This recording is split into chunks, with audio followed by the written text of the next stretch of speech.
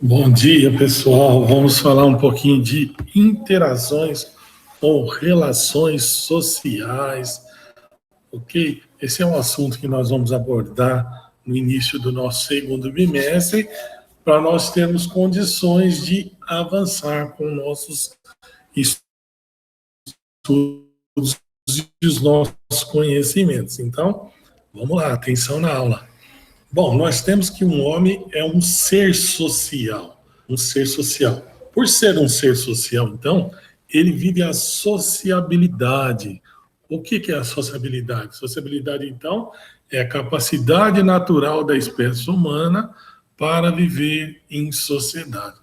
Então, por ser grupos assemelhados, por ser grupos semelhantes, por pertencer a uma mesma espécie, então o homem ele sente a necessidade de conviver com os seus iguais. Então isso nós chamamos de sociabilidade. Então a sociabilidade é a capacidade natural da espécie humana se agrupar. Em outras palavras, é a capacidade natural da espécie humana se agrupar. E a socialização, que é aquilo que nós trabalhamos no bimestre passado, é o processo de interação aos grupos e assimilação de seus hábitos, regras e costumes característicos, tá? É como o ser humano ele vai compreender ou assimilar aquele processo de regra vivenciada por aquele determinado grupo. Então, é o processo pelo qual o indivíduo vai aprender a ser membro da sociedade, que é aquilo que nós vimos ali, então, no primeiro bimestre. Como que eu vou compreender isso? Como que eu vou encarar cada grupo social que eu vou conviver? Então, nos grandes centros urbanos, o tribalismo se tornou uma das formas de expressão dos novos tipos de sociedade. Exemplo dos novos grupos de sociedade são os punks, os skinheads, as torcidas organizadas de futebol e as gangues das periferias urbanas, né? Onde o indivíduo vai se adaptando, vai se moldando àquela forma de encarar determinado grupo social. Neste momento da nossa história, nós temos o isolamento social, né? O que seria isso? Ausência de contato social. Então, as atitudes de ordem social podem envolver diferenças culturais, como os costumes e de hábitos de vida entre os dois grupos, ou impossibilidade de comunicação em razão das diferenças de línguas, né? O preconceito também pode ser um dos fatores que caracteriza esse isolamento, seja ele preconceito racial, religioso, de sexo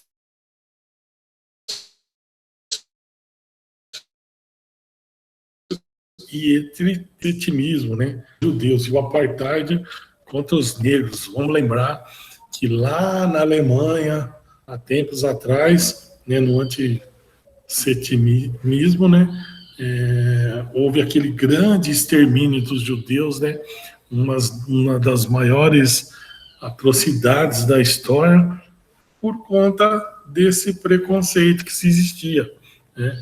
Na Alemanha queria se criar uma raça pura, uma raça limpa, então não poderia ter mistura ou ser miscigenada como é o nosso Brasil. E até mesmo no apartheid contra os negros na África do Sul. Então existia esse preconceito, né? A timidez, o preconceito e a desconfiança também pode levar o indivíduo ao isolamento. Nós vemos que muitas vezes a pessoa, quando é tímida, ela tende a se isolar do contexto de algumas formas, né? Então, nós vamos estudar o contato social, meio através dos quais as pessoas estabelecem relação social, criam os laços de identidade, formas de atuação e comportamento. Então, são eles, laços primários, né? Contatos diretos com compartilhamento de experiência individuais, com os familiares, com as vizinhanças, na escola. Então, as primeiras experiências sociais são desse tipo. Os secundários são os impessoais, né? Exemplos: passageiro, cobrador de ônibus, cliente, caixa de banco e por meio de carta, telefone, e-mail, etc. Hoje nós temos o WhatsApp, temos tantos Instagram, Facebook, tantos outros contatos secundários aí para se comunicar. Típico de contatos sociais de acordo com a situação de vida.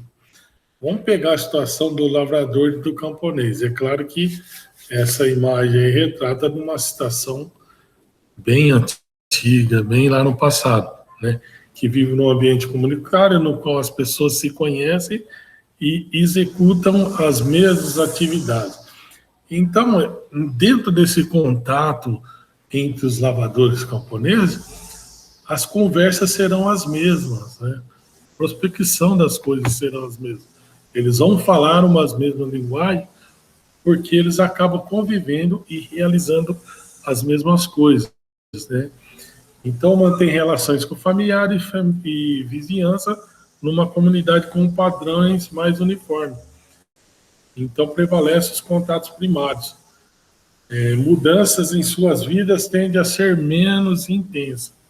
Quer dizer, o lavrador, o camponês, aquele que vive em pequenas aldeias ou pequenas regiões, as características deles, além de ser tão acentuadas,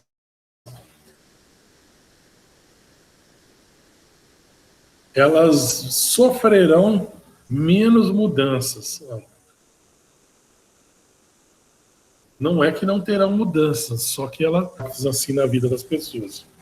Tipos de contato social de acordo com a situação de vida. Vamos pegar aí um executivo, um empresário, que vive num ambiente instável e movimentado, né? Então, diminuição de contatos primários, né? Relação dos centros urbanos tende a ser mais fragmentadas, impessoais, individualistas. Por quê? Porque você precisa de se relacionar diretamente com outros tipos de pessoas, que não a sua família e os seus vizinhos. Então, você acaba tendo um tipo de relação mais intensa. Por isso, da instabilidade do relacionamento. Porque esse é um relacionamento que está fora da sua zona de conforto, né? Um empresário, quando ele vai estabelecer uma relação de compra e venda, por exemplo, ele tem o produto ou ele quer comprar um produto de uma outra empresa que tem o produto e ele precisa confiar que aquela relação vai dar certo. No entanto, gera uma instabilidade porque ele depende de um terceiro para que aquele negócio dê certo, então.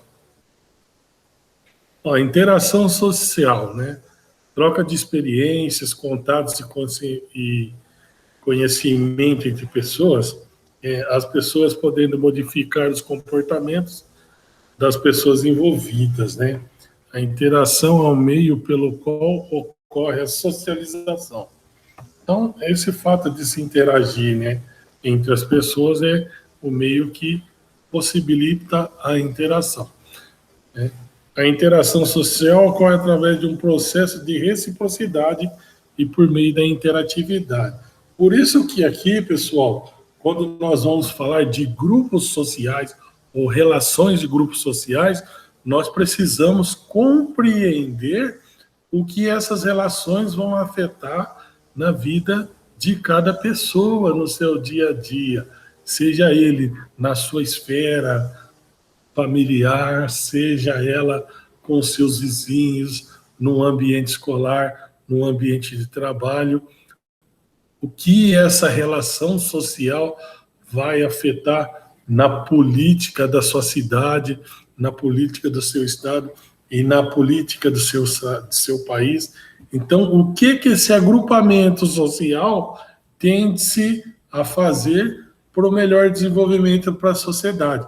Então, é isso exatamente que nós trabalhamos aqui, para que nós possamos compreender onde nossas relações sociais tendem a nos levar. Eu gosto de sempre citar um exemplo aqui. Meu pai sempre dizia: me diz quem anda que eu te digo quem és. Entendeu? Então, é assim que funcionam os relacionamentos sociais. Né? Me diga com quem andas que eu direi quem é. Um dia eu tinha um amigo, e eu gostava muito dessa pessoa, mas ele saiu da esfera da normalidade social e começou a praticar alguns pequenos crimes de furtos. Meu pai falava assim para mim: afasta-se desse menino, porque o dia que ele cair, você cai junto com ele. Por quê? Porque amigo de bandido, na cabeça, na concepção dele, bandido é. Tá, beleza. O dia que ele foi preso, eu não estava com ele. Ele tinha seus problemas, mas a gente tinha um time de futebol, a gente jogava junto no mesmo time e sempre ele passava em casa para ir junto. E em um dos dias que ele passou em casa, eu já tinha saído mais cedo, porque eu saí com a minha mãe para resolver, não me lembro o que. Então, por sorte, aquele dia, ele foi pego e eu não estava junto. Por quê? Porque ele escolheu fazer parte de um grupo, de um agrupamento de pessoas que estava fora do eixo social. Então, quais são os processos sociais, né? A interação social gera mudança e movimento. Então, tipos de processos sociais. Vamos pegar os associativos, né? Dentro do processo, acomodação e assimilação. O dissociativo, nós temos a competição e o conflito. Então, quando você se associa ao grupo de pessoas, que é o azulzinho ali, então, dentro dessa associação, vai haver acomodação, vai haver assimilação, as pessoas vão se assemelhar, né? Tem a cooperação entre elas. Já lá no dissociativo, né, que é o contrário de associar, separar mesmo, de desassociar, sair fora da sociedade. Então, quando eu saio fora desse processo, há uma competição e um conflito. Por quê? Porque eu tento disputar uma vaga com alguém. As ideias daquele grupo não são iguais às do nosso. Então, gera conflito e gera competição. Os processos sociais, né? Os processos associativos estabelecem formas de cooperação, convivência e consenso do grupo. Então, é dentro lá desse associativo que nós estamos vendo. Dentro desse processo associativo, então, vai ter cooperação, convivência e consenso, né? Tem que ser consensual. Gera, portanto, laços de solidariedade. Já no outro processo, que é o dissociativo, estão relacionados às formas de divergência, oposição e conflito, que pode manifestar de modos diferentes. Vamos lá. Vamos falar um pouquinho dos processos sociais de cooperação. Interação através das quais os grupos ou comunidades atuam conjuntamente para um mesmo fim. Vamos dar o exemplo de um grupo de direita, ações dos quais as pessoas trabalham juntas. Exemplo, mutirão. Direta. ações nas quais as pessoas trabalham juntas. Exemplo aqui é o mutirão. A indireta, mesmo atuando em atividades diferentes, as pessoas necessitam indiretamente uma das outras, pois não são autossuficientes. Exemplo, médico e lavrador. Por exemplo, o lavrador precisa do médico, porque é o médico que tratará a saúde. Por outro lado, o médico precisa do lavrador, porque é através do lavrador que chegará o alimento na mesa do médico, né? Então, o médico necessita de alimento produzido pelo lavrador, que necessita do atendimento prestado pelo médico, e assim sucessivamente. Processos sociais, competições, né? A interação que implica na luta por objetivos escassos. Essa interação é regulada por normas e pode ser direta ou indireta, pessoal ou impessoal, e tende a excluir o uso da força. Quando a competição viola essas formas, transforma-se em conflito, né? Ó, indivíduos disputando melhores situações. Resultado não pode ser igual ao obtido, né? Os lados em disputa objetivos, resultados e não buscam a interação entre si.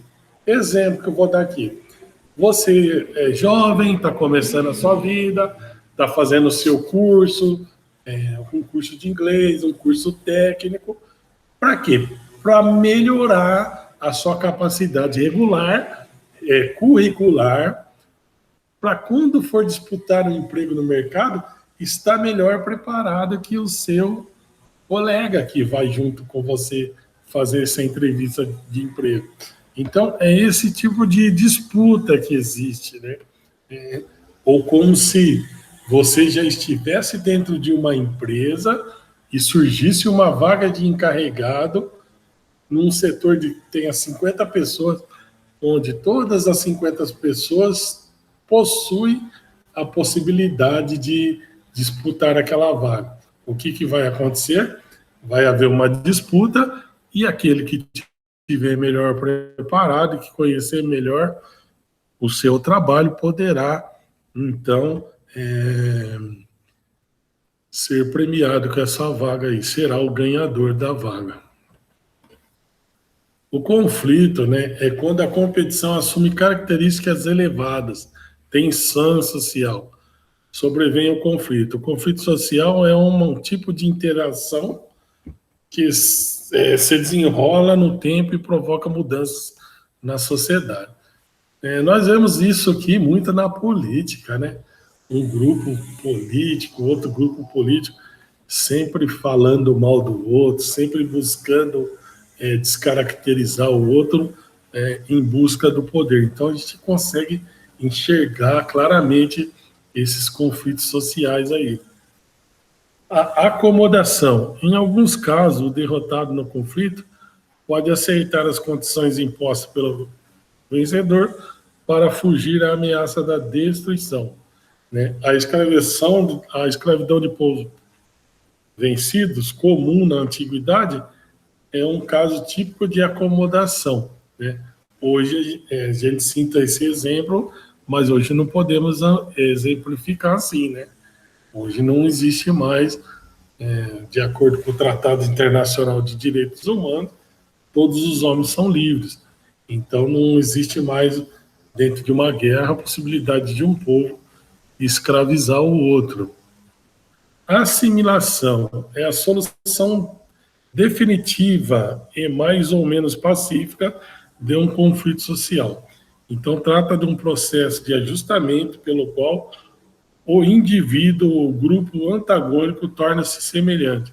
Um exemplo de assimilação é do imigrante, que se integra inteiramente às sociedades que as acolhem. Gente, nós somos pegar esse processo de assimilação, nós podemos traçar uma relação com o fator biológico, né? Biologicamente falando, o ser humano é igual, né? Então, por esse processo de assimilação, os seres vivos, eles tendem a se agrupar, né?